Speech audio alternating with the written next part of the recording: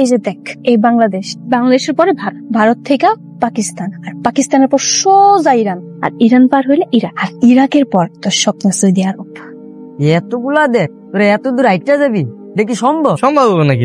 আমি শুনছি আগের কালের মানুষেরা হাইটাই টাওয়াজ করতে যেত, এরা পারলে আমরা পারবো। কয়দিন লাগে জান? কতদিন লাগে? 2 বছর, যাইতে 1 বছর, আইতে 1 বছর। সমস্যা নেই, 2 বছর হলে কোনো সমস্যা। আমার অনেক দিনের ইচ্ছা আল্লাহর ঘর দেখতে দেবো, আমি আমার মায়ের এনে হজ করতে যাবো, তাহলে তার স্বপ্ন পূরণ হইব, আবার জান্নাতে যাইতে পারবো। আচ্ছা, এতজন বিমানে গেলে সমস্যা কি? বিমানে কেমনে যাইবো? টাকা লাগবো না? এই যে 2 বছর ধরে যা খাওয়া দাওয়া, তারপর রাস্তার মধ্যে থাকবি, থাকার লাগে একটা হোটেল লাগবো, আর তার উপর তো পাসপোর্টও নাই, আর পাসপোর্ট ছাড়া এক দেশ থেকে আরেক দেশে যেতে দিব না।